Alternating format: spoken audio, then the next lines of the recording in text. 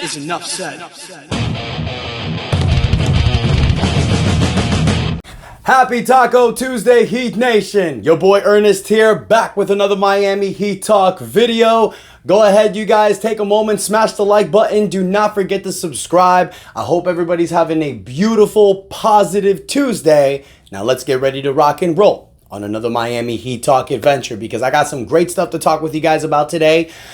Before we get to the topic at hand, just want to give you guys an update about some of the stuff that the Miami Heat has done over the last few days. First and foremost, you guys, you lose DeLon Wright. That was a bummer. DeLon Wright signs with the Milwaukee Bucks, and honestly, guys, I really felt like DeLon Wright would have come back to the Miami Heat. He would have been great in that backup point guard role. So the fact that you lose him, you know, at a minimum contract to another team, is soul crushing. But it's not the end of the world. Also, you don't really have an update with Caleb Martin and Haywood Highsmith. You know, you kind of know that Caleb Martin's going to leave. But with Haywood Highsmith, there were talks at the Miami Heat and Haywood were having, you know, mutual interest. That they were talking about a potential contract. But I know a lot of teams out there may be interested in providing Highsmith a deal. So the Heat have to look out for that one. But a whopper that came out this morning was the Donovan Mitchell news. So it's reported that Donovan Mitchell is going to sign a contract extension with the Cleveland Cavaliers. He's looking to stay with Cleveland. The contract was for 3 years, $158 million. Insane. Definitely well-deserved.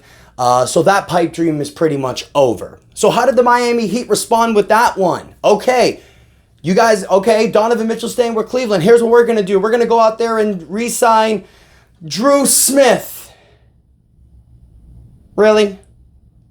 Really? I mean, fine, okay, but really? The third day of free agency, your big whopper is Drew Smith. I mean, that was a signing you could have done next month. It's not like there were a lot of offers on the table for Drew Smith. Drew Smith last season played 9 games before he tore his ACL. He averaged about 4.3 points a game, 1.5 rebounds, 1.5 assists. He did average a steal per game in 15 minutes of play. So he does have great defensive tenacity. You know, I've said it before last season. Drew Smith kind of reminded me of an up-and-coming Gabe Vincent. Just doesn't score as well, but defensively he plays the same. He's annoying. He hustles. He gets down on you. But still, Drew Smith, I don't care about signing Drew Smith now. You got to go out there and you got to make a deal. New York's upgraded. You know, Boston is still a juggernaut. You know, you saw what Philadelphia did with getting Paul George.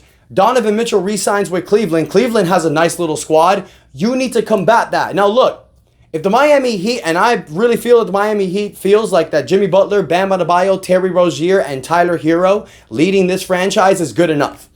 It looks like the Miami Heat front office feels like this team is good enough to compete. And I have said this before, and I'll say it again. This roster currently constructed, I think, can compete with the best in the Eastern Conference. But I've also said, if there's an opportunity for you to go out there and upgrade your roster, why would you not entertain the idea?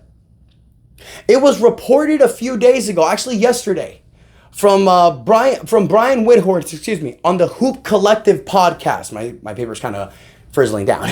On the Hoop Collective podcast. And it was also reported as well by other reporters out there. Jake Fisher also reported this, that Danny Ainge and the Utah Jazz are fielding offers for Lauri Markkanen. The Utah Jazz are taking phone calls for trade packages for Lauri Markkanen.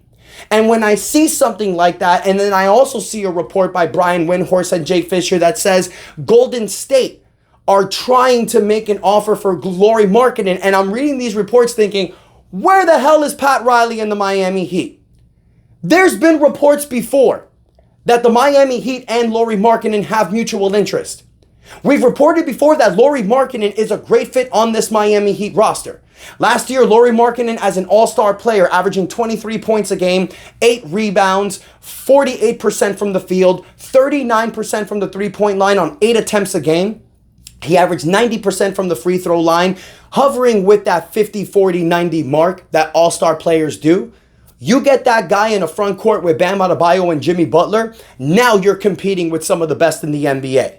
And I understand that we drafted Kel'el Ware. I understand that we took care of the size issue in the draft. But Lauri Markkanen's an all-star. He's going to help you now. And with what these other teams have done, a trade is kind of needed. Not to say that the Heat have to make this trade, you guys. It's just other teams are getting better in the East. You have to respond with that.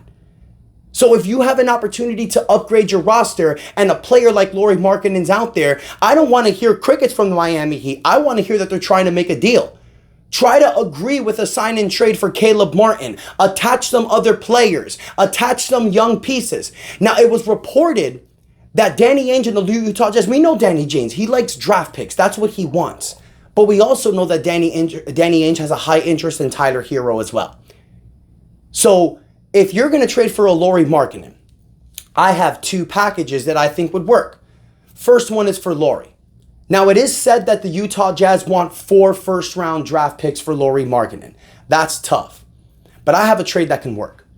If the Miami Heat send Tyler Hero, Jaime Jaquez Jr., and 2 to 3 future first-round picks, that would work.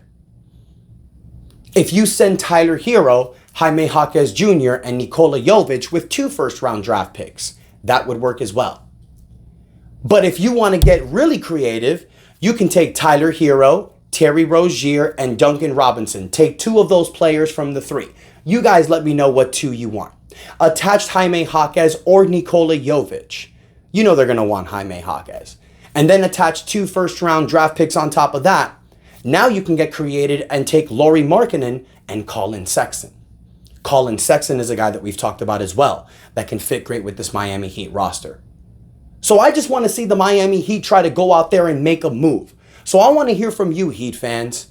With the Donovan Mitchell news, with all the recent moves that are happening, and the Heat making whopper moves by re-signing Drew Smith and Kevin Love, do you think the Heat are going to make a trade, actually? Do you think a change is going to happen?